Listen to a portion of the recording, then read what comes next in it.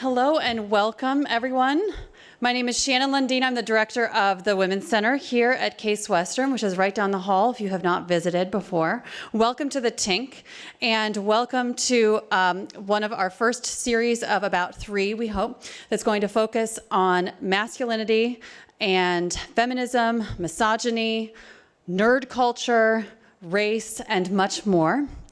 I want to just do a few housekeeping items right now. So one is, of course, many of you are probably going to be live tweeting during this event, which is totally fine, but please silence your cell phones.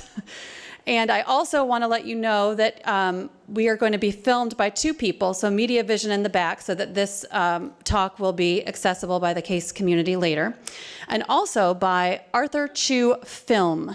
So arthurchufilm.com, Scott over here, is going to be filming this talk. And although he's not going to try to capture faces, he may get some of you on film. And if you do not want to be in this film, that's going to be released at Sundance 2016, they hope, then you should talk to Scott sooner rather than later, or talk to him at the end of the event, and he can make sure that if you don't want to be in the film, you won't be. Okay, so let me tell you a little bit more about why Arthur is here tonight. So I got to meet our local famed Jeopardy champ, Arthur Chu, in June, when he and I were both guests on IdeaStream's Sound of Ideas. We were on the show Murder and Misogyny, which was produced in response to the killing spree of Elliot Rodgers in Isla Vista, California. Arthur was no longer just a Jeopardy celebrity at that point, that was in early June, but had begun using his fame to speak out on Twitter and in the blogosphere about the racism and sexism prevalent in gaming, sci-fi, and quote-unquote nerd culture. This is what landed him in the studio at IdeaStream that day, and it's what prompted me and some of my Case colleagues to invite Arthur to come to the university to speak about masculinity, misogyny, racism, and nerd culture, serving as, we hope, an inspiring role model and thought leader here at our university community. You can find his courageous critiques in 140 characters or less on Twitter, and his handle is @ArthurAffect or @ArthurAffect. There's an underscore in between Arthur and Effect, so that's with an A. FFECT, and in far more sustained essays, you can see his critiques on the Daily Beast and Salon, among other digital locales. When he's not getting involved in massive online political drama, such as Gamergate, he logs hours at his day job working in the compliance department of Family Heritage Life Insurance. He lives in Broadview Heights with his wife, Eliza, a science fiction author, and what he refers to also as an alarming, ever-growing number of cats. We're thrilled to have him here with us tonight, and on behalf of the Floristone Mather Center for Women, staff, and students, as well as our co-sponsors, and we have a fabulous list, thank you all for helping us bring Arthur here tonight, the Office of Greek Life, the Office of Multicultural Affairs, Interfraternity Congress and Panhellenic Council, the Office of Residence Life and Services, University Program Board, Residence Hall Association, Upper Class Community Council. I want all of us to go ahead and give him a warm welcome. Thank you, Arthur Chu. My name is Arthur Chu.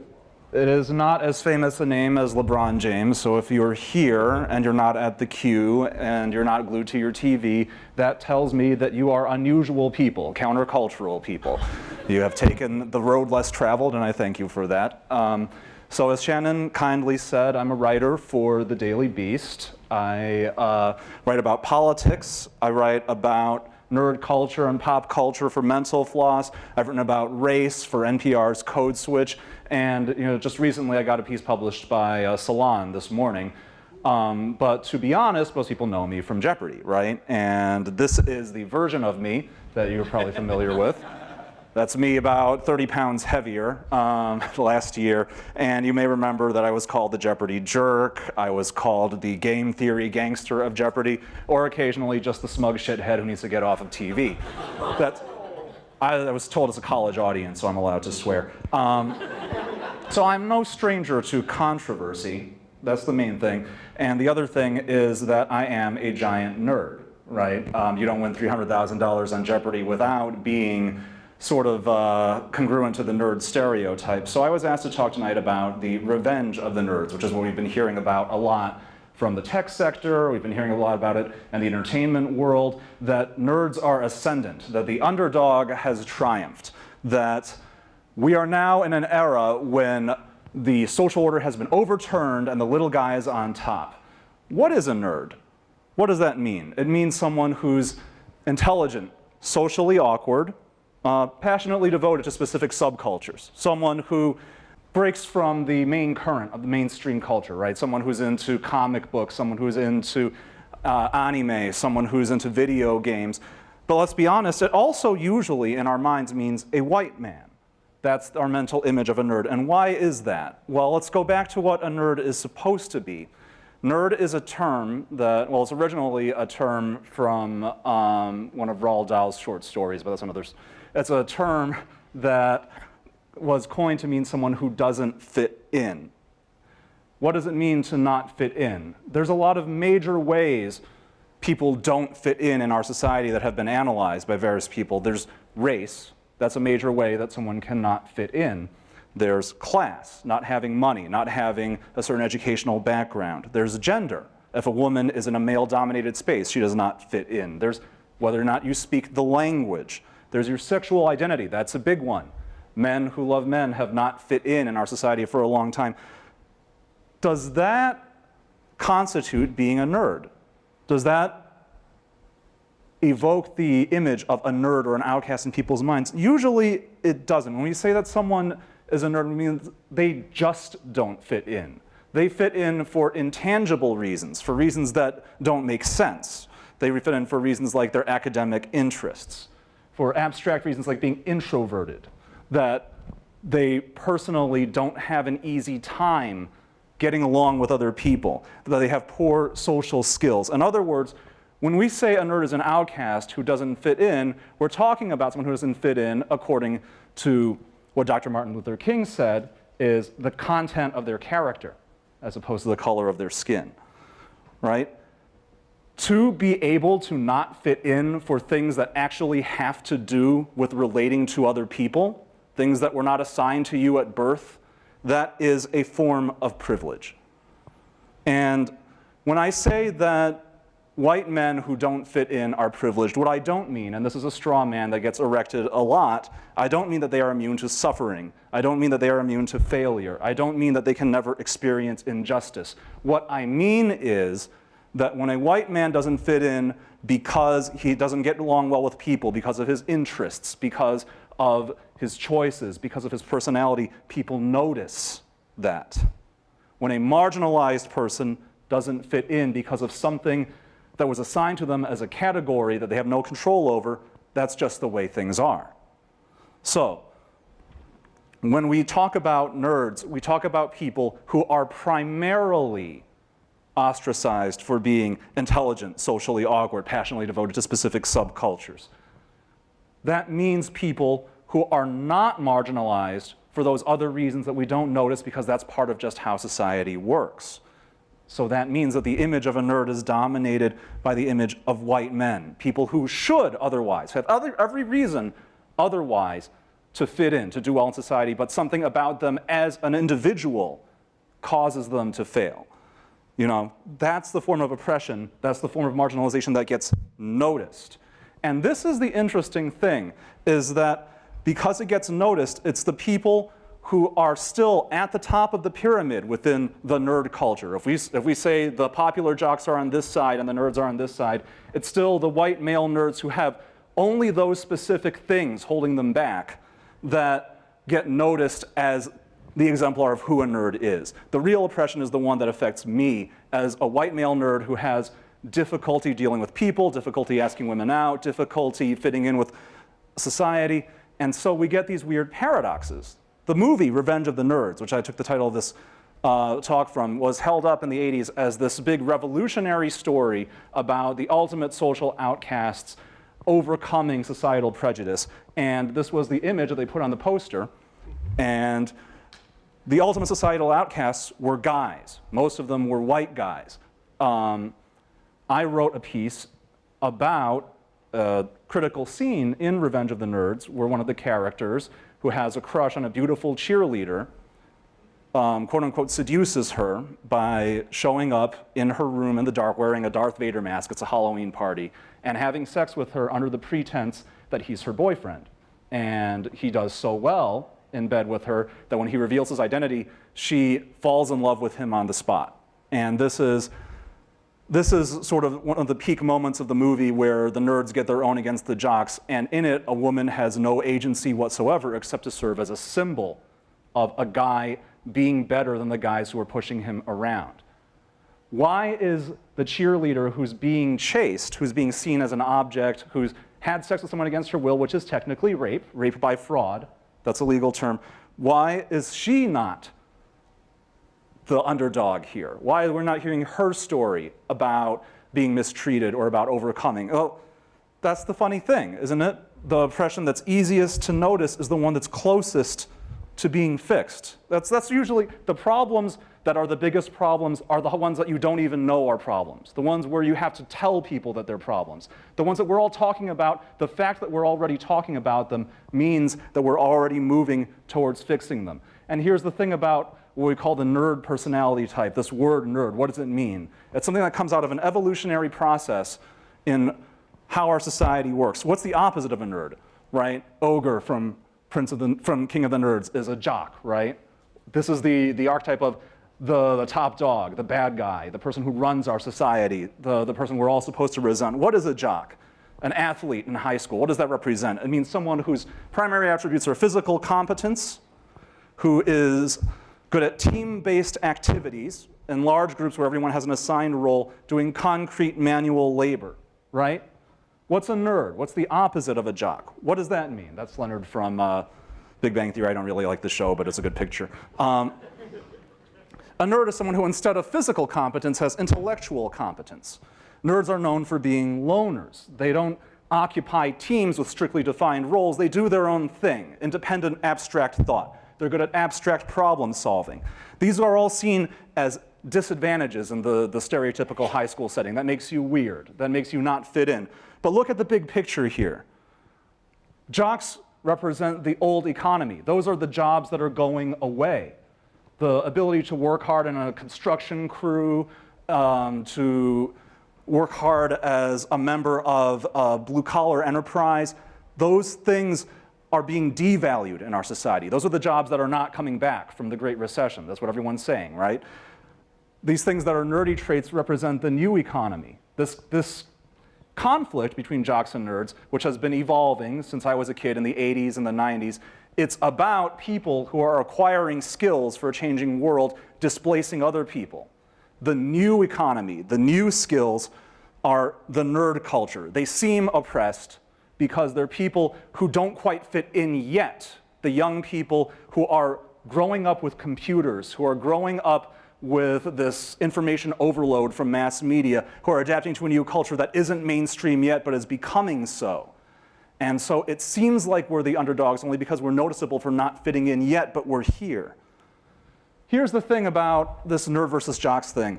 People talk about nerds in the specific sense of being an outcast. You don't fit in socially. You're an individualist. You're an abstract thinker. And they say that makes you the underdog. Well, that's not necessarily true. The difference between this old economy and new economy way of doing things, that's a how difference. All right, there are ways in which you can push people around by being part of a big group, a gang of roving jocks, right? There are ways in which you can exclude people based on a culture of blue-collar physical competence. There are ways you can do the exact same thing through being more individualist than thou, better at abstract thinking than thou, smarter and more academically oriented than thou. These are all still ways where the what and the why of what you do can still be oppressive. Nerds want power, status, money, hierarchy. It's not as though being on the bottom changes the kind of person you are. It doesn't change human nature, the desire to get one over on other people. It's just that one method of gaining power is receding in dominance, and the other one is rising in dominance. And so here's the thing. These issues, race, class, gender, language, sexual identity, they're all still there. Nerds don't exist in some magical space outside of culture, and when nerds are taking over our mainstream culture, they're taking over that hierarchy that I was talking about, that world where people are still jockeying for power and dominance and status over each other. They're just doing it in a different way. The word bullying, when you talk about nerds being the victims of bullying, does not refer to a how. It doesn't have to be any specific way. It's a what or a why. Bullying means putting people down for the sake of power, status, money, hierarchy. And so in this world of intelligent, socially awkward, passionately devoted to specific subcultures people, we just said that we associate this subculture with white men, but they're obviously not all white men. There's women who are intelligent, socially awkward, passionately devoted to specific subcultures. There's people of color who fit that description. There's queer people who fit that description. There's poor people who fit that description. This nerd stereotype, it's often described in terms of consumption, buying video games, being able to see movies, being able to collect comic books. But the people who have these proclivities might not be able to afford these things. Class is still an issue in this subculture, but it's one that gets ignored when you talk about how nerds have all these things in common. It is entirely possible to be a nerd and lack privilege relative to other nerds, but when we define nerds by these top row things, that means that the ways in which you're not privileged get not noticed. As long as we say nerd solidarity is about being the kid who liked Star Wars or science fiction, being the kid who was more into books than sports, we are not noticing a huge amount of the actual bullying and oppression that goes on. So this revenge of the nerds that we're talking about. We live in a world where the economy is dominated by Silicon Valley, all the growth is in tech, where our culture is dominated by genre entertainment, where we live in a popular culture where imagination and abstruse worlds of fantasy, this development of our natural tendency in an information-saturated culture to develop fictional worlds of increasing complexity. That more and more of it's normal to get into Game of Thrones and learn all the details of a fictional genealogy of a kingdom that never existed, to learn about planets and races in a fictional Star Wars galaxy that never existed. Our daily life, we are more and more pushed to do this kind of abstract information processing that we think of as nerdy all the time. We all have computers in our pockets in the form of smartphones or tablets. We're always connected all the time. It's not now normal to know the answer to a question instantly by Googling it. It's normal to have information at the tips of your fingers, and that changes the way we think about the world. It's the revenge of the nerds, right? And this is supposed to be a positive thing. We always used to think people who were smart and highly passionate and highly focused on specific areas of study were the underdogs, and now that we're on top, we're going to make everything fair. We're going to make everything better. But whose revenge is it really? I could talk about a whole lot of different things. There's a lot to say about race. There's a lot to say about class. And well, I just mentioned nerd culture, and it's linked to consumerism and the economy. But I'm going to talk specifically about one big issue. And I'm going to lead in by saying one of the things we talk about when we say nerd culture is social media and Web 2.0 and how that's based on free services, the addictiveness of Facebook, Twitter, Google, that you don't have to pay any money. You're expected, because these services are free, to just jump onto them and join them. But what's the caveat there? Well, they say if you're not the customer, if you're not paying, then you're the product. It means that we're all being used, and this is an old hat criticism, right? We're all being used by advertisers. The thing that we're exchanging for all these convenient services is our privacy. Another way I would phrase it is, if you're not the user of a social network, you are the content. And what do I mean by content? Well, what's the biggest thing that's on the internet? What's the internet for? That too. That too. We'll talk about cats some other time. Sex, right? Basic human drive. Basic thing that underlies our, how much of the internet is pornography, how much of the internet is dating services. In our model that we can't escape, that we're all part of in our society, men are seen as the competitors for sex. They're the users of services centered around sex. Women are seen as the prize, as the content. Anita Sarkeesian is, I'll bring her up again later, is a feminist writer and a video blogger who had a really great quote. I actually thought this was a much older quote, but she came up with it herself. In the game of patriarchy, women aren't the opposing team, they're the ball. So when we talk about nerdy guys, like the nerds in Revenge of the Nerds, getting their own back, right? Winning, overcoming. We're talking about, in many cases, access to women. The women themselves aren't in the picture. The picture is guys who used to be able to earn sexual status through strength, through alpha male status and these team-based hierarchies are on the way out. Now it's about your ability to think, your ability to break the mold and be creative. But why does the startup founder do what he does? Why does the Web 2.0 celebrity do what he does? It's a he, and it's a he who's trying to get attention from women. What does that mean? Players don't like it when the ball talks back.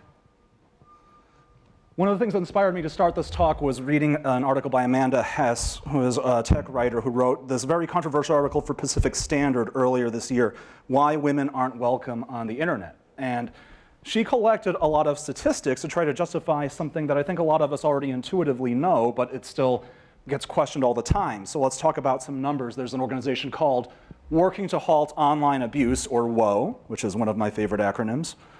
And WOA collects complaints on social media about people who feel they have been consistently stalked or harassed. 72.5% of those people were female, which is a very skewed ratio. In fact, a Pew Research study showed that when they went looking at women on the internet specifically and their experience with online interactions, 5% of them actually felt physically threatened by an interaction they had had on the internet. Blind studies are hard to do with online spaces. They're public spaces, right? And so even just saying you're doing a study will influence it. But there was something close to a controlled study in 2006 done by the University of Maryland researchers who created bots, so dummy accounts that weren't real people, that didn't say anything of substance. And they found that if a bot had a feminine-sounding username, it would receive over 100 sexually explicit or threatening messages every day.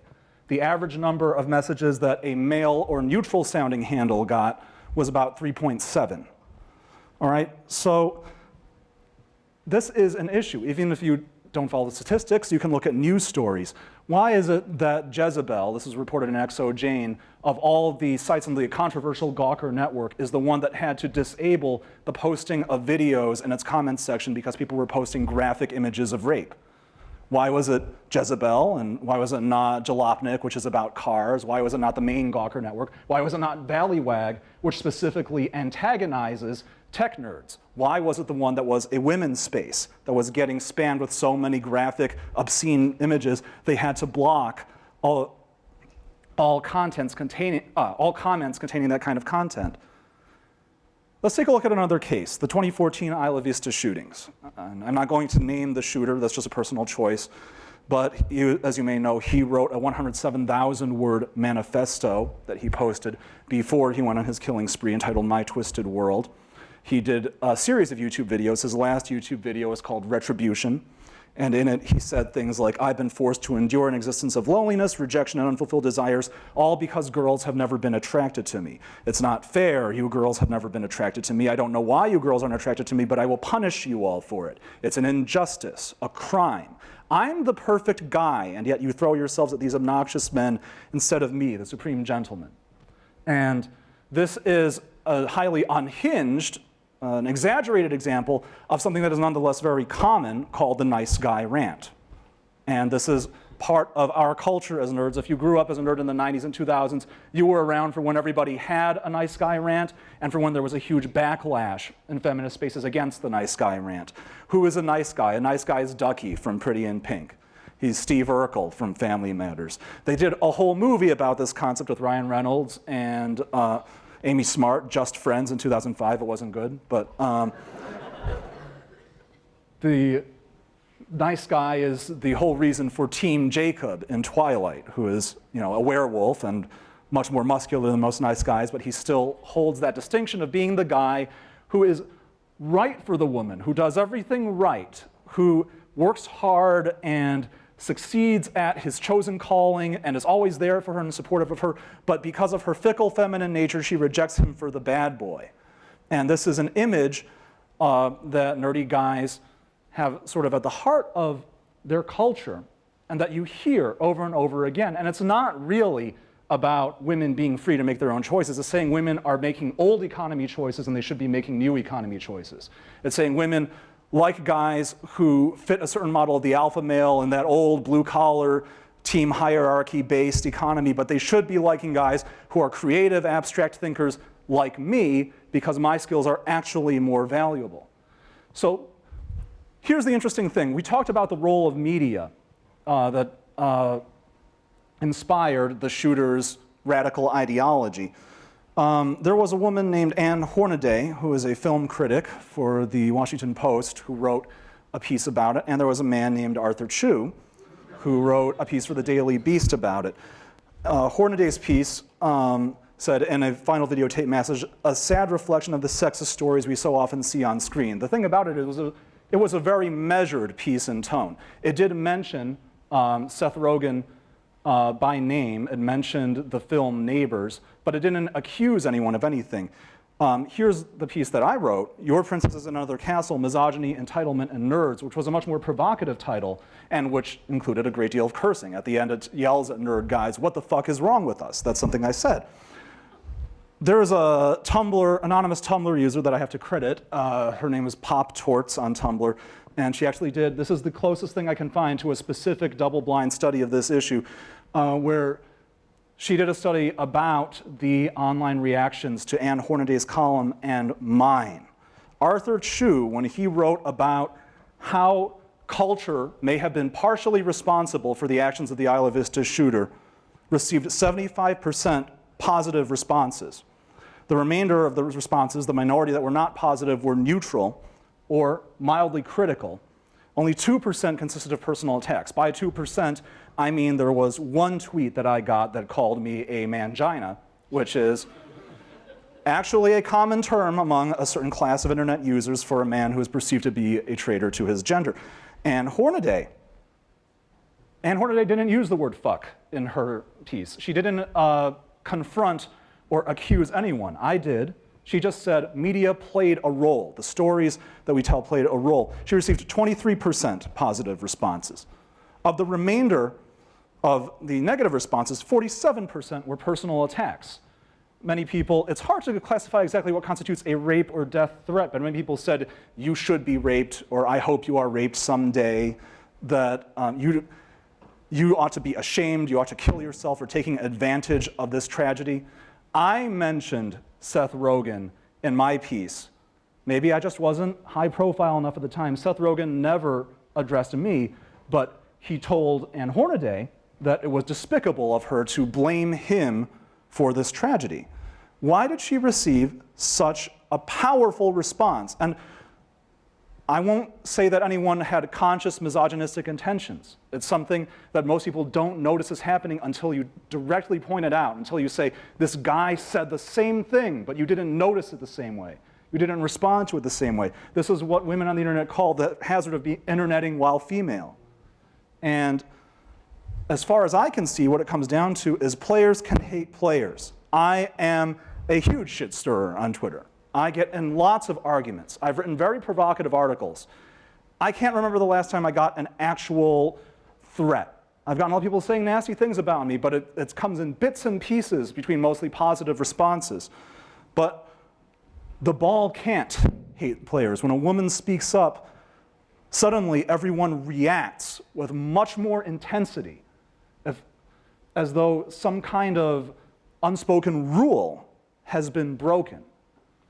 So let's look at that a little more. Let's look at these rules that we have on the internet, these rules that nerds develop for our brave new world that are so different and so much more fair and so much more rational than the rules of the old jock world, the old economy that we're leaving behind. There's a website called Reddit, and it's owned by Condé Nast, and they call themselves the front page of the internet, and they are a big deal, in case anyone has their head under a rock.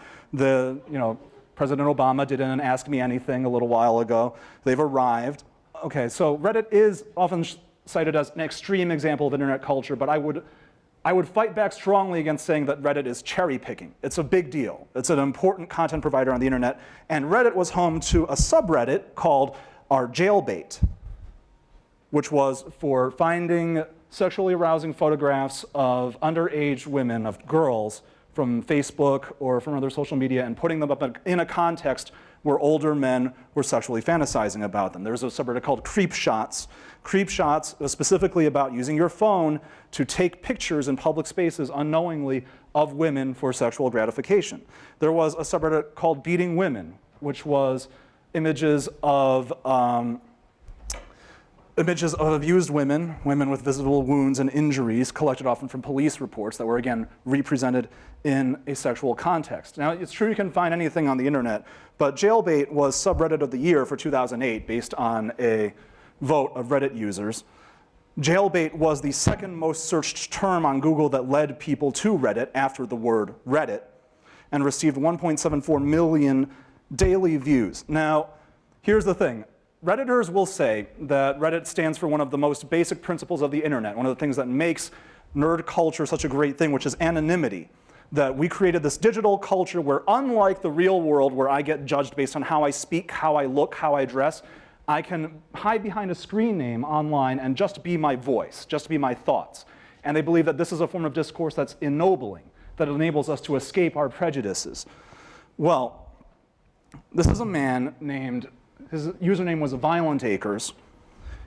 He was the 7th most popular moderator on Reddit, and he was the moderator who created Jailbait, Beating Women, Creep Shots, and others. This is Adrian Chen, who is a reporter for Gawker. Adrian Chen doxed Violent Acres. That's a slang term meaning he released his documentation online showing that his real name was Michael Bruch. In response to this, our politics banned all links to the Gawker network, and that was not a small thing. There's many, many news stories that come out of Gawker, but they said that because Gawker had so besmirched Reddit's basic principles by doxing, because they had committed invasion of privacy, they were no longer welcome as a content provider on the Reddit network. But wait, let's go back a second. Why is that invasion of privacy, but it's not invasion of privacy to physically take a photo of someone in a public space and show it to people without their consent in order to sexualize them? Why is it not invasion of privacy to take someone else's photos off of their social media network, off of their Facebook page, off of their Twitter account, and show it to other people in a different context without their knowledge or permission? Why is that not an invasion of privacy, but it's an invasion of privacy to tell people that the man doing it is named Michael Bruch? Look at this. U, Violent Acres. U stands for user. Violent Acres was a user on Reddit. He was one of the people providing Reddit with page views, with clicks, with money. He was a person, a subject on Reddit. Those people whose pictures he was putting up were not users, they were content in the most literal sense of the term. And content doesn't have rights. August 31st, 2014, a news story that you've all heard, stolen celebrity nudes, showed up on Reddit. This is really classy, a subreddit called The Fappening. Fap is a slang term for the sound made by male masturbation and refers to sexually arousing images on the internet. Images of Jennifer Lawrence, Mary Elizabeth Winstead, Hope Solo, Kate Upton, McKayla Maroney, athletes, actresses, models, over 200 people. What do they have in common? Except for a handful of people, mainly because those people were in photos with other people. The people in those photos were all women. Okay, so let's go back a second. Reddit said that doxing constitutes revealing private information of somebody without their consent, right? Private information linked to a person's real name posted without their consent. How are the leaked celebrity nudes not doxing? How do they not violate this basic rule? They were willing to throw the whole Gawker network under the bus because of one instance of one person doxing another person on Reddit. What was their reaction to people doxing 200 people, 200 celebrities on Reddit, revealing things about them, the images of their naked bodies, linked to their real name without their consent? Well, the subreddit was closed. It was closed on September 7th, 2014, after 7 days, after it had received 100,000 subscribers, had been getting, at its peak, 141 million unique hits per day, and enough money had been donated to Reddit in the form of what they called Reddit Gold to pay for 27 days worth of server time. For comparison, Reddit's oldest subreddit, Our Programming, received that much money over the course of a year. This was widely reported. The person who hosted those leaked pictures said that Reddit were hypocrites because they only took it down after they made enough cash off of it to pay for the cost of hosting them. That they only took them down after the traffic was starting to die down because everyone who wanted them had already downloaded them. The CEO of Reddit posted a very self-righteous post called "Every man is responsible for his own soul." Note the word man. That's a quote from Shakespeare, but still, where he said that Reddit did not take the position that they had the right to police content within subreddits. That the whole point of this online culture was that we would allow people. Remember, nerd culture is defined by individual abstract thinking, each of us in our own passionate little subgenre, our own little universe, to explore whatever it is we want, and no team-based hierarchy of jocks outside of us telling us what to do or what to think. So therefore, Reddit could not tell them they couldn't host these leaked pictures. They could only do what they were bound to within the letter of the law. So one of the laws was the DMCA, the Digital Millennium Copyright Act. An individual owner of one of the photos had to say, hey, this is my photo, and if you violated my copyright, you've copyrighted this without my permission, as though you pirated a song, and you have to take that down. The DMCA only says you have to do this for each individual case of copyrighted material being uploaded. So, in an amusing quote, they would say, we would take down images, thumbnails in response to these DMCAs, but it quickly devolved into a game of whack-a-mole. We'd execute a takedown, someone would adjust, re-upload, and then repeat. Instead of shutting down the subreddit where all this was happening, the letter of the law said, if we get a DMCA request, we take down one specific image file. And so they, hilariously followed the letter of the law, working themselves overtime in order to follow the letter of the law while still allowing these pictures to be up. What was the one thing that actually got the subreddit closed? It was a different law, COPA, the Children Online Protection Act, due to the fact that McKayla Maroney, who I mentioned, was underage. And one of the few things where our online culture is really scared of law enforcement is child pornography.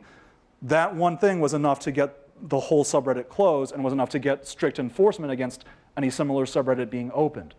If that hadn't happened, they might still be up today. What does that teach us? Celebrities are content.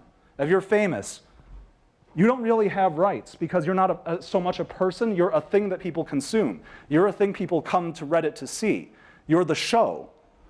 Specifically, what kind of celebrities are content? Well, male celebrities get gawked at, they get rumors spread about them, they get gossiped about, but women are content to a much greater degree. Women, their bodies are content. Not what they have to say, not what they do, but just what they look like without their clothes on. What does that say about how women are going to be seen when they try to come into a space and take up space in that space, have agency in that space? Let's talk about this thing, #Gamergate, which it was on the Colbert Report last night, so it's mainstream now. It's not just a nerd thing. I can talk about it, right?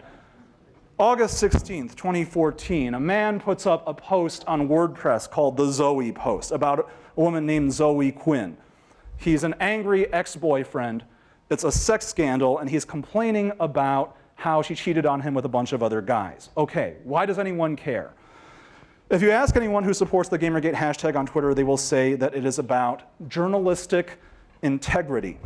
They will say that the gaming community, this nerd space, has been invaded by corrupt journalism, that the presentation of the media they want to consume has somehow been compromised. It's unethical, it's not right.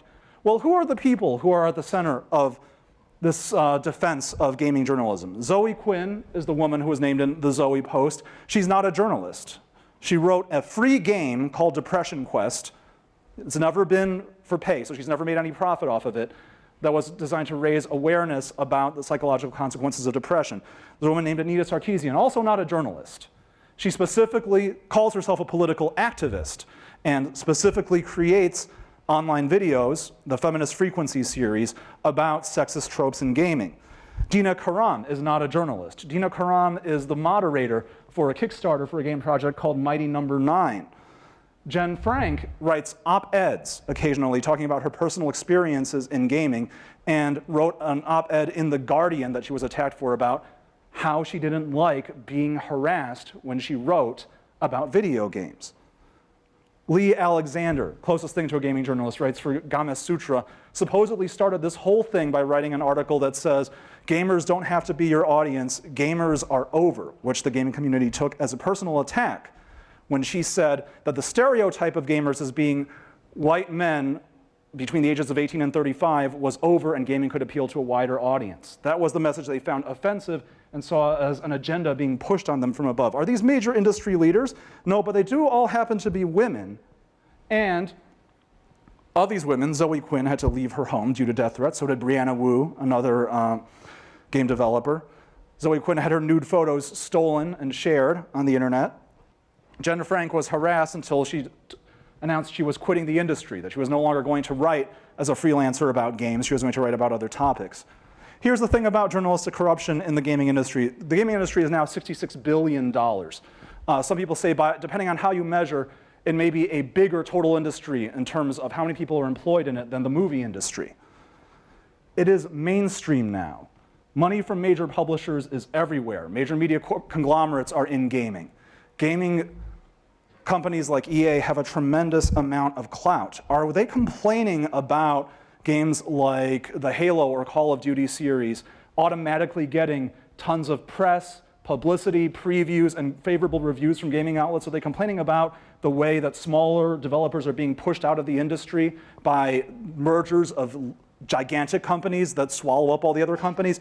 The kinds of things you think of when you think about ethics in the media. No, they're complaining about feminism. They're complaining about SJWs, social justice warriors, a slang term on the internet for people who are perceived to complain to an unreasonable degree about political and social issues. The fact being that this happened right after a news story came out saying adult women are now the largest demographic in gaming, that adult women now outnumber young men as consumers of video games, as long as you include all games, as long as you include mobile gaming, as long as you include quote-unquote casual games like The Sims. And as a result, game publishers are shifting the demographic that they're targeting, and gamers are over, according to Lee Alexander's article, and the gamers who were told they were over became very angry. What was the response? Delegitimizing the success of women in the gaming industry. The response was to take an angry ex-boyfriend saying Zoe Quinn had slept with men in the gaming industry and saying, therefore, her reputation as a game developer was based entirely on her sex life, that she slept her way to the top. It was saying that Anita Sarkeesian is a con artist. I've been involved in it for a while, so I've heard some really crazy things saying like Anita Sarkeesian is funded by DARPA, it's funded by the government to try to impose censorship and destroy free speech, etc.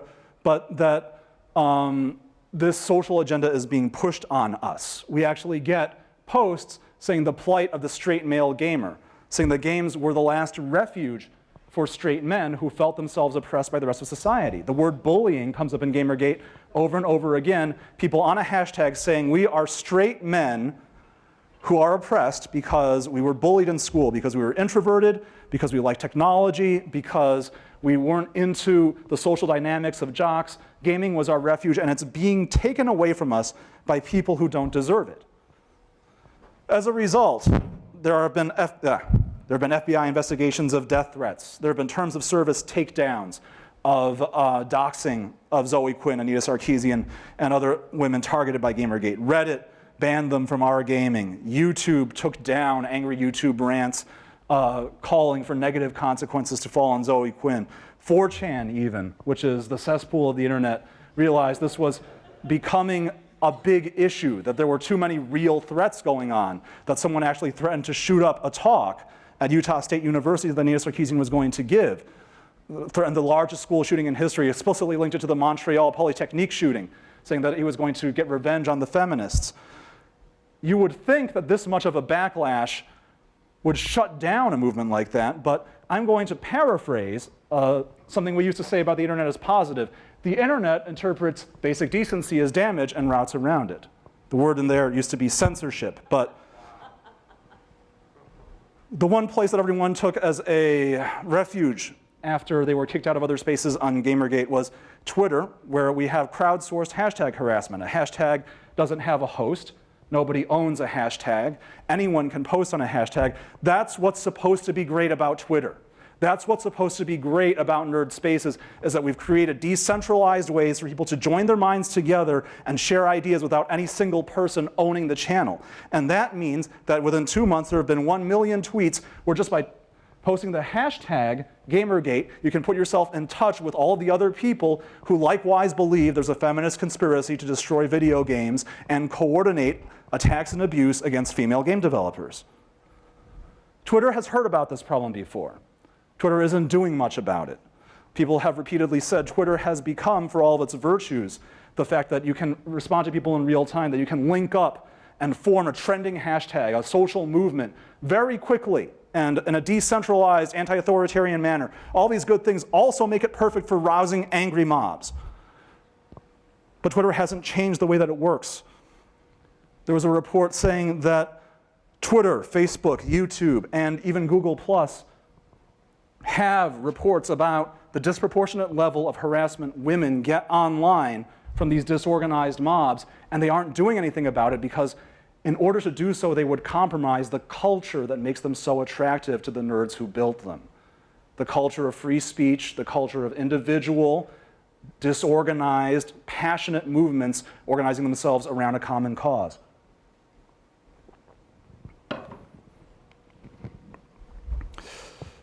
Why is this so hard? You would think that if we call ourselves underdogs and we say that we created digital spaces as an escape from the high school locker room, as a place where everyone was free to be themselves, as a place where everyone was free to speak their mind, that these massive backlashes targeting disproportionately women, people who aren't supposed to speak, people who are already discriminated against in the wider, real world, why is it so hard to do anything about it? Long before social media or the internet as we know it existed, in a publication called History as a Weapon, Joe Freeman, a feminist writer writing under a pseudonym, a second-wave feminist in 1972, wrote a piece called The Tyranny of Structurelessness. There is no such thing as a structureless group. Any group of people of whatever nature that comes together for any length of time, for any purpose, will inevitably structure itself in some fashion. We haven't gotten rid of social structures. Nerds talk about how nerd culture is about evading hierarchy. It's about doing your own thing, being weird, being self-consciously and proudly weird, being self-consciously eccentric, being self-consciously passionate about whatever bizarre subcultural interest you're into. Well, that doesn't mean there's no structure. It's just a difference between implicit and explicit structure, informal or formal structures. Nerd culture is all about a high level of connectedness and anonymity and speed of interaction, informal structures. Informal structures are dominated by whoever gets there first in the greatest number, has the greatest degree of engagement, and has the most time to colonize the space, the earliest adopters. Who was that? Well, in the real world, in the way our digital spaces were built, they were people who had disposable income, who had tied to technical fields. At the very beginning, people who literally worked in the computer science departments of a few specific universities that formed the backbone of the original internet. People who were allowed into those spaces because culturally they were expected to develop competence in technology. In other words, white men, people who had privilege. Any counterculture is still part of the culture. The nerds who built the internet were still white guys from the upper class. They were just a different kind of white guy from the upper class. When we look at counterculture as our escape from culture, just because it is a counterculture, just because nerds are different from jocks, just because hippies are different from 50s organization men, it doesn't mean that those same structures won't reiterate, won't reappear in new forms doing the same old thing. The hippie counterculture, what did it give us? It gave us an incredibly racist, incredibly tyrannical, incredibly sexist, and a sexual abuser cult leader named Charles Manson on one end of the spectrum, the extremely violent and deranged end of the spectrum. On the other end, what did it give us? Well, I wrote about this. He wouldn't call himself a hippie. He came after the hippies, but there's a man named Steve Dahl who spoke on behalf of truly revolutionary music. He was a boor. He was a rock music DJ. He's still around in Chicago. He was a rock music DJ who thought disco and corporate music and materialist music was the scourge of the earth, and real revolutionary music lovers should rise up and destroy it. right? I wrote a piece called Of Gamers, Gates, and Disco Demolition, The Roots of Reactionary Rage, about how angry rock fans actually gathered together in Comiskey Park at a White Sox game and blew up a pile of disco records with explosives, and it turned into a massive riot. Why? Because they saw themselves as an authentic subculture. They saw themselves as real music fans, and they saw this thing called disco, this materialist corporate music, as invading their space. And it just so happened that most of these rock fans were white guys, and it just so happened that disco was enjoyed by a lot of people in the growingly visible gay rights movement. The Stonewall riots had happened only a few years before this. That there were a lot of feminist anthems coming out of the disco movement. That it was music that was enjoyed by a lot of black people and Latino people, people who didn't fit in. There's a guy named Neil Cicierega who has a lot of geek cred. He created Animutations, which were the original version of bizarre YouTube videos. So you should look them up if you haven't seen them. And he said on Twitter, "I hope Elliot Rodger closes the nerd era the same way Charles Manson closed the hippie era." Are we all Elliot Rodger? Obviously not. We're all the hippies, Charles Manson? Obviously not. But what this proves is that this culture that we think of as a culture of underdogs, who are fighting for fairness, who are fighting for liberation, can just as easily, with a few little twists, turn into a culture of destruction and tyranny and being the bully. The worst bullies are the ones who were bullied. The underdog that becomes the top dog is the one that's the most vicious to the other dogs. The powerless are the ones who just can't resist that chance to use their power once they become powerful. If you're a nerd and you're into genre movies, remember her, right? The worst thing about, we wanted Carrie to get her revenge, right? We wanted her to get her back against the bullies and against her domineering mother. But once you get that much power, and once you've got that much rage, and once you've got that much frustration, you don't exert a lot of discretion about your victims. You tend to hit at whoever is closest and easiest to reach, and those are usually the people who were already below you. It's always easier to punch down than punch up. It's the nerdy women in nerdy gamer spaces who are the ones who are getting harassed. The jocks, wherever they are, Gamergate isn't attacking them. The people who took the Isla Vista shooter's life and made it into this phantasmagoria of self-loathing and failed masculinity and self-hatred for his race. Was he hitting at them, or was he hitting at women who happened to be near him? The revenge of the nerds. I don't like that term, because I see nerds taking a lot of revenge. I see a lot of anger in nerd spaces. 2014 might be remembered as the year of the angry nerd. A lot of people who are using the word bullying, saying I was bullied, and using it as an excuse to take what they want, take the power they want, and hurt others with it.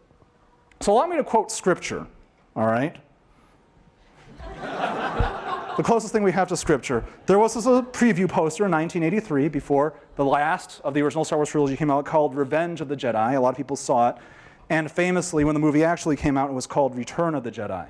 And when asked why he changed the name, George Lucas said, Jedi don't take revenge. And if we want to live up to this image that we have of ourselves as the good guys, the Jedi, the underdogs, I think that's what we need to make our motto. All right, thank you.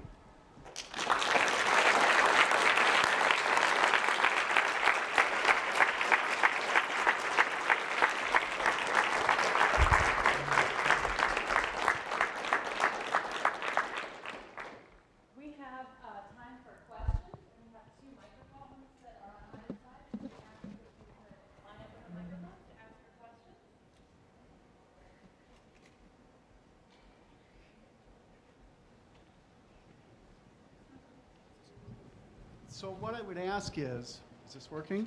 What I would ask is, what's going to change this?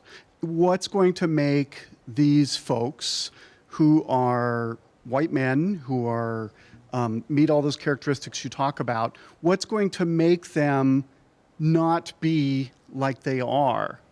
What does it take? I mean, I'm someone who loves the concept of privilege, and that's a powerful and meaningful term for me. It makes a lot of sense to me, but that's hard to translate. It's hard to get people to understand what it is they carry around with them that gives them power and gives them agency and blinds them to the things that other people face.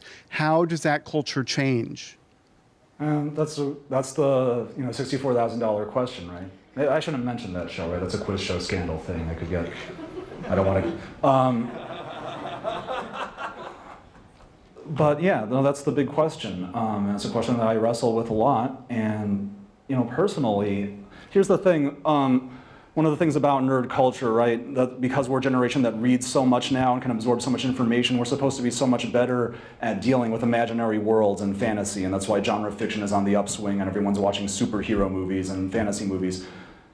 Nerds ought to be better than they are at projecting themselves into other people's experiences, which is why it's so funny that we talk about fantasy and science fiction, and yet people balk at better representation of people of color. Like, you can deal with someone who comes from another planet, you can deal with someone who has magical powers, but you can't deal with someone who is, identified as a black person, or identified as a woman, or identified as gay.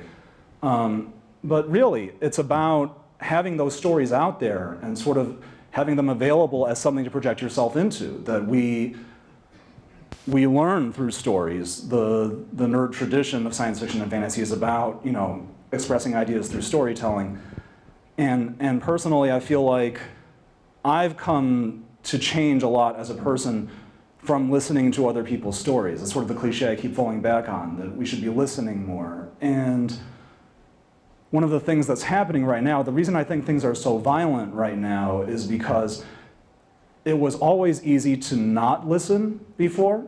A lot of people are saying, why are these problems coming up now? They're not new. They're not new at all. If you were around in the science fiction world in the 60s and 70s, people were talking about what was going on at conventions and harassment and exclusion, but it wasn't visible because there were so many fewer channels to talk about things. Now with the web, and especially with social media, everyone can speak up and we're hearing it, and it's like a fire hose now. When people complain about Tumblr social justice warriors, it's a stereotype because you're just now hearing everyone speaking up about what they feel. And some people are unreasonable, and some people might go over the top, but you're hearing everyone speak. You can't not hear it.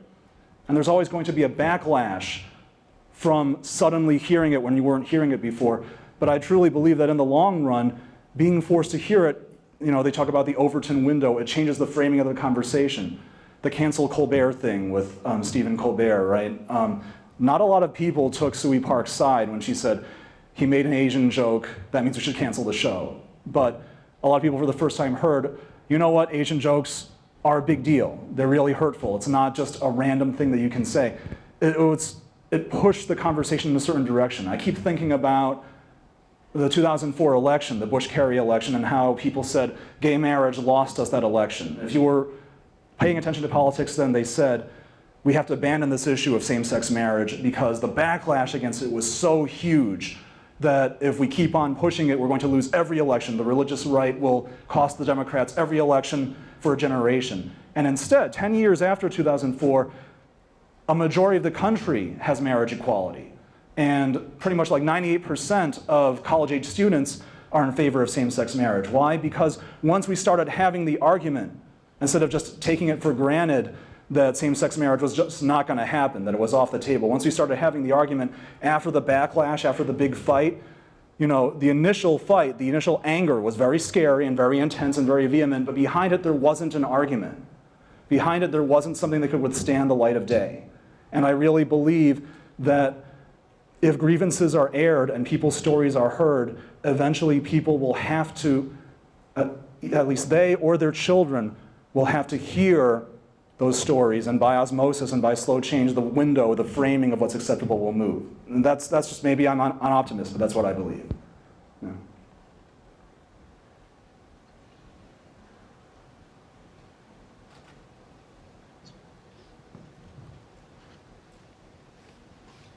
Hi, something little, but you mentioned earlier you threw around the words privacy and anonymity quite a bit when you were talking about Reddit. So what are the big defining characteristics of privacy and anonymity, in your opinion? And in which direction do you see these nerd cultures heading, towards privacy or towards anonymity? Right. Well, the fantasy, the ideal is that privacy and anonymity means being able to separate my online life from my offline life. It means the idea that I can post something on the internet, I can publish an article, I can write something, and I can wall that off from me, Arthur Chu, the flesh and blood person who pays taxes and goes to work, right?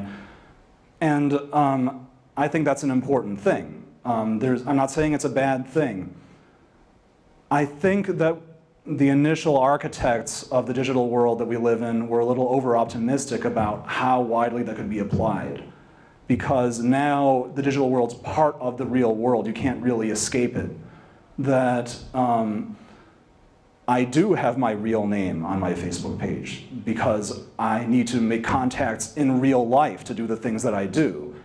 That is, I have a real identity that's in the digital world, and it's increasingly difficult as a practical matter for me to be able to wall off my online interactions from my real self. If I had a fake identity out there every day, you know, the more I talked, the easier it would be, the more points of weakness there would be for someone to try to connect that to my real identity. There's a reality show about it, Catfish, right? You can always find the person eventually.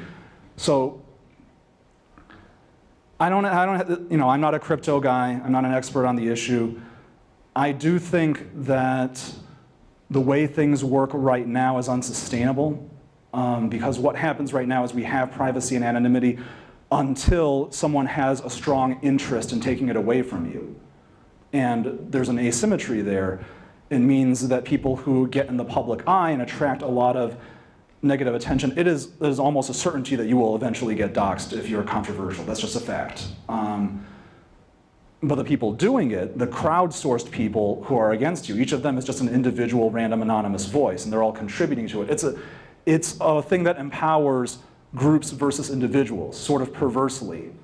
It's much easier for a distributed group of people to maintain their anonymity when acting in concert than for an individual who is under attack to maintain their anonymity. And so I think we need to look at legal protections for privacy and anonymity. I think we need to look at limiting the specific kinds of power, just like the way online spaces are designed right now. It's very easy for people to sort of create this low-level environment of abuse, to bombard you with messages you don't want to see, to track you across spaces without you having control over who can follow you where. And those are technical problems. Those aren't fundamental problems. Those are problems with the way that we've designed our networks because we designed our networks before we knew this kind of harassment would be common. I don't know the specific answers to that. I just believe that you can look at the way things work right now and see that there's something unsustainable, that any individual person who sticks their neck out knows I'm not really going to be protected if things get really hot and, you know, my Twitter account gets compromised, if I get doxxed on Reddit, if someone posts my docs on 4chan, that those networks don't have a mechanism to protect me if people really want to take me down, and I see that as the problem. I don't know if that answers your question, but.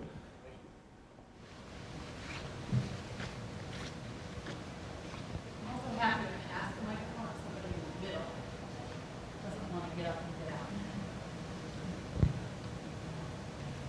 Hi, so if I'm like fired up after your speech and then I want to do something like an individual basis, right? If I want to like make a change and like, you know, try addressing the issues you've been talking about, what do you recommend that we do? Is it dialogue with a gamergator? Like, should I go on Twitter and be like, I disagree with your point? I've tried that, doesn't work out too well. Or is it creating alternative movements like the Stop Gamergate kind of stuff? Like as an individual, sometimes I feel disempowered, right? Because the conversation happens online is so heated, so personal, that it's hard to have a meaningful discussion. Right. How would you recommend like we go about making individual changes and individual differences? That's a tough question, and it's one I don't know that I have the answers to it. I don't know that everything I've been doing has been productive myself. The way Twitter fights work, the way flame wars work, is that once emotions get heated, they kind of feed on themselves, and arguing becomes the purpose of arguing.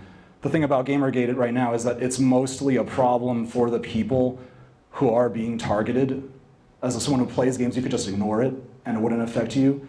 But for the people who can't like pick up the phone without worrying if it's someone calling them, for the people who can't check their email without worrying that they're, so that's not something any of us individually can do much about. One thing that I think is important is support. So I don't think hashtags stop other hashtags. I don't think criticizing people who are already doing something very extreme and radical does anything but make them more extreme and radical. But showing support on an emotional and psychological level, it's just very important to show support to people who are being harassed. And I've been personally told, you know, the thing about digital harassment is that it's so easy for them to create an echo chamber around you, for everything you see to be the same message over and over again, and to think you're the crazy one. You know, maybe they're right. Maybe I am a horrible person if everyone thinks I'm a horrible person. And those voices of support, reaching out to people and saying, okay, no, this is an effect they're having on you. This is a tactic. This isn't reality. This is an environment they've constructed, but out here in the real world, you have our support. That's a really powerful thing. In the long run, I think, you know, I don't know that you can stop anything in the short run. In the long run, I think it is a matter of, you know, as an individual, how do you react to things in your social circles? How do you, what are you willing to tolerate? What are you willing to tolerate when you can see it? And if you tolerate it when you can see it, what does it lead to when you can't see it? One of the things that got me thinking a while ago was I had a friend, we took an acting class together, and he was a nice guy. He wasn't a bad guy at all. But the culture he came from was that, you know, gamers say rape as a slang term to mean something bad happened to you. I got raped by my exams today, or, you know, I'm totally gonna rape you.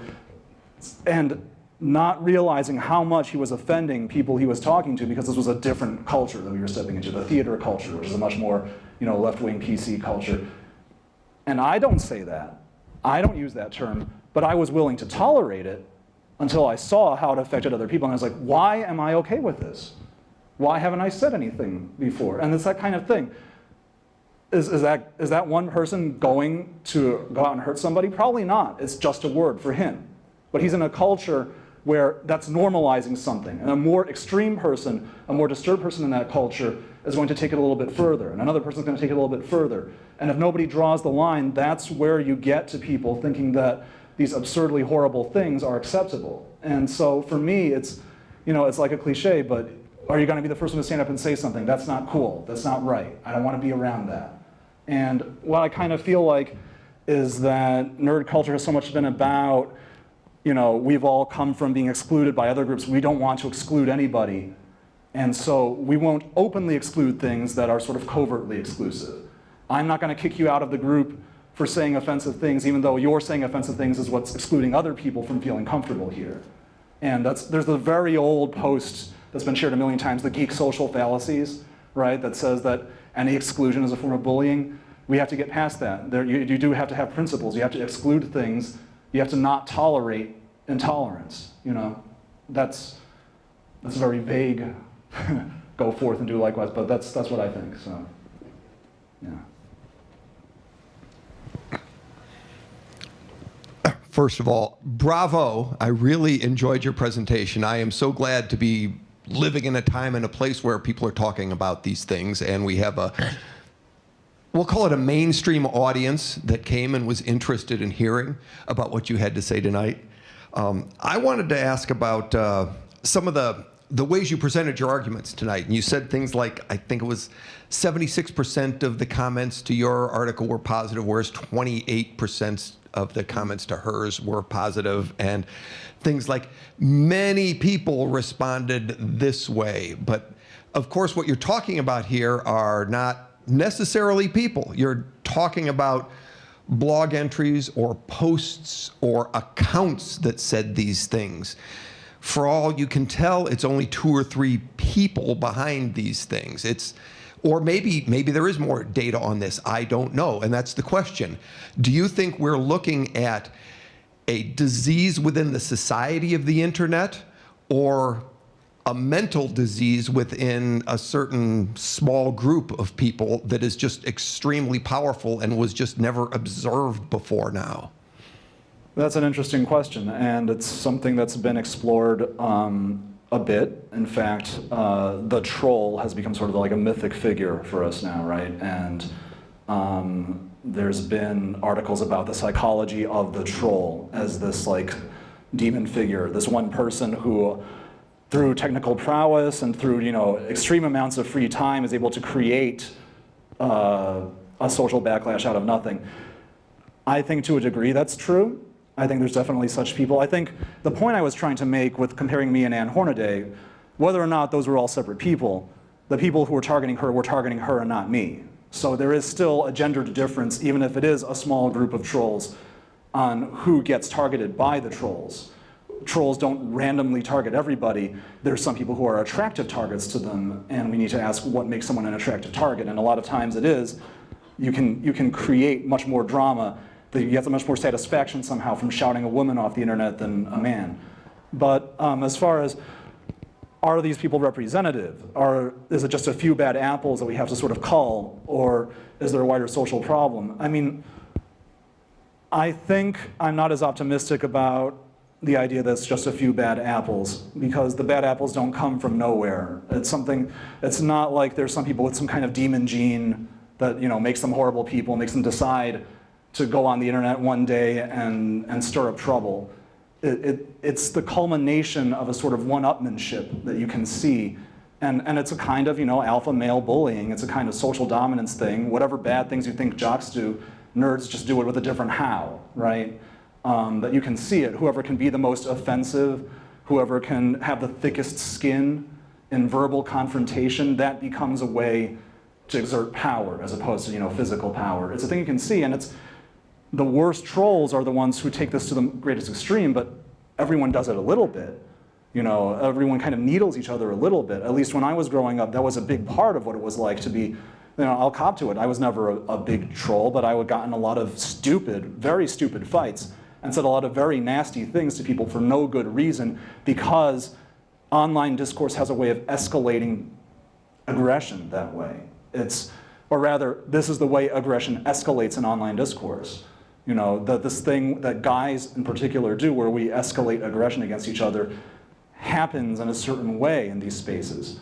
And so I would say this top 1%, maybe people who are creating tons of bots and flooding people with messages and trying to look like 200 people when they're one person, they're the very, very far end of that. But that happened because for years they were in an environment where the more you could piss people off, the more you could create a reaction, the more status you had, the tougher you felt, the bigger you felt. It was something about that asserting masculinity thing that was in the culture, and they're just the most extreme end of it. I really do believe that. That's just my take as someone who comes out of that culture. Hi. Yeah. This is something that hits really close to home for me, being a female, minority, and a gamer. There's this kind of new fear for a lot of women, especially women who are, in those kind of roles. I don't know if you saw Felicia Day's post about seeing two gamers, and she said, I feel I have to walk across the street. I can't say hello to them. And, do you have any advice for someone who wants to show support, wants to speak up, but is afraid? Is somebody going to find my personal information? Are they going to start making threats? Are they going to even just saying something stupid? But, you want to be there for other females and other gamers who support. Not everyone obviously has this opinion. So do you have anything to say for that? Well, obviously I'm not a woman in gaming. So I'm speaking as someone who sees that from the outside. I actually wrote a piece in Salon about Felicia Day. I met Felicia Day a long time ago, and if you've read that piece, I met her at an event, and she was very kind to me at a time when she didn't know who the hell I was. I could have been some horrible, creepy person from the internet for all she knew, but she was really kind and really nice at a time when I really needed support. And I always thought this was a wonderful thing about our community. This was the nerd community I was sold. What they promised, that we could all trust each other because we'd all felt exclusion, and so we could all be kind to each other and give each other the benefit of the doubt. And I think we've run roughshod over that at this point. It would be very hard for me to ask anybody to show that kind of trust in another person after what's happened in these communities. back when, after the Ala Vista shooting, there was a trending hashtag Yes All Women that got a lot of media coverage, and talking about how women all have stories of a guy at some point making them feel unsafe. Not that all men do it, most men don't do it, but you know, if 10% of all the M&Ms in a bowl were poisoned, would you reach in and grab a handful and eat them? And that's why there is this distrust. And you know, I don't have a good answer for what I would say to a woman in this space. I would say that I believe, it's a facile thing for me to say, but I believe that things are getting better. I believe that the more women stand up and speak out, when you're one by yourself, you are in the most vulnerable possible position. Everyone can pile on you. When Anita Sarkeesian put herself in that position by saying, hey, I'm a woman and I'm going to make my thing, I'm going to make my project be criticizing sexism in games, well, that made her the lightning rod. But if that's just a thing that happens, and I think that's what Gamergate is afraid of, that's what people are afraid of, that this will become normal, that it'll become accepted, that you'll start hearing it all the time. That's what needs to happen, is for the person who speaks up about things to not be special, you know? There's an article I read recently about how, like, the worst thing about being a woman like Lena Dunham, a female showrunner on TV, is that you're special. Everything you do gets put under a microscope. And it needs to be possible for a woman to fail, to do something bad, to do something stupid, and for that not to be a setback for all women because she's not special anymore. And so I do think that's very important, but obviously it's like the first person puts themselves under a lot of risk, the second person puts themselves under a lot of risk. When do we reach the tipping point? I don't know. I think that's why it's important for those of us who have privilege, for me as a guy to speak up, not to try to take away, this isn't my issue, feminism is a woman's issue, but I have at least this, I can be way more combative about it than Felicia Day said one thing and she got doxxed. I can be way more combative about it and still, apparently, from their actions, have a greater degree of respect for my privacy and my personhood from my critics than the women who speak against them do. And that's a very important privilege. You have to use that privilege. Privilege isn't something to abandon, it's something to use. So that's what I would say as a guy. I again, don't have advice other than, you know, I would never ask a woman to do something that made her feel unsafe. I would never ask you to feel obligated to do something that makes you feel unsafe. I would never consider yourself a failure for not risking your safety. It's more, we keep asking that. And I get kind of upset when I hear someone standing up here like this going, I want to hear from more women in tech. I want to hear from more women in games. I want more female startup, because he's not the one who's going to take that risk. He's not going to take that burden. He's not going to face that backlash. It's easy to say. Those words are cheap. But you know, I think what we can do is when someone does take that risk, we give them all the support that we can, and we be as intolerant of the backlash they're going to get as we can. So.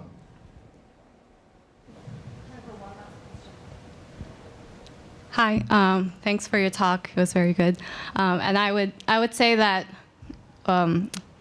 this has almost become a cliche too, but probably because it's rooted in reality, but I would say feminism is everyone's issue.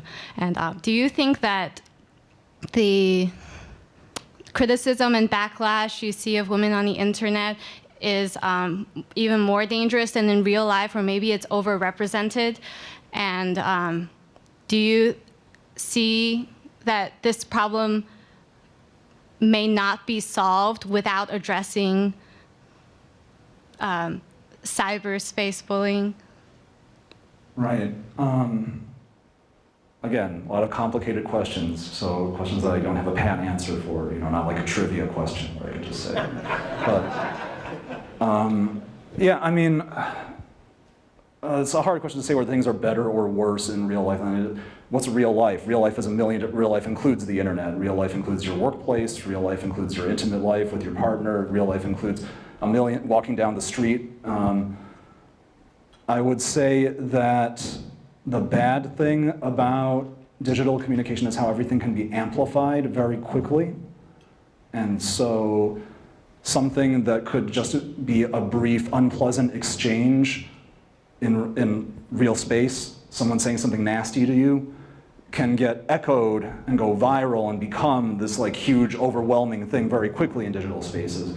That's probably the worst thing about an environment like Twitter, where everything's real time, things can be retweeted, things can be shared, and before you know it, that nasty comment has been, you know, voted up, has been retweeted by 1,000 different people. That, some piece of your personal information can be halfway around the world before you're even aware that it's leaked, that kind of thing. I do think that it cuts both ways. Because online communication makes things very visible, it makes the response very visible too. And so I would say that the good thing, like the Yes All Women hashtag, when that happened, what it was people saying, okay, well, we're going to do it in the other direction. These little things that are very hurtful that happen to us in the real world that don't get addressed because in the real world they're a matter of a momentary interaction and then it's over. I'm going to document it and put it in digital form online. I'm going to tell you the story. I'm going to show you the picture. I'm going to take a video, the video of the woman getting catcalling that's been going viral, right?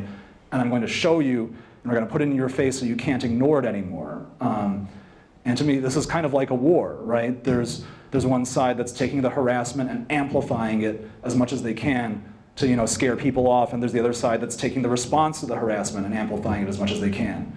And I would say like the good thing that's happening is we are putting a light on things that used to be in the dark. We are taking the little bad things that used to happen while you were walking down the street, the little like brief interactions in the workplace, and we're turning the spotlight on them and saying, look at this.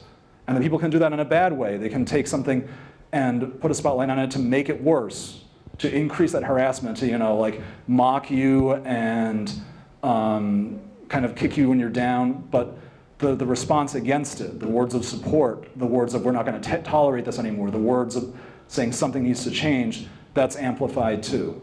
And so, in the long run, I am optimistic. I do think technology is a force for good. I'm not going to be the Luddite who says, oh, cyberspace has ruined everything. A lot of new bad things happened because of cyberspace, but the world we lived in, before was not a utopia either. It was worse. And these tools that are making things worse are also our tools for making things better.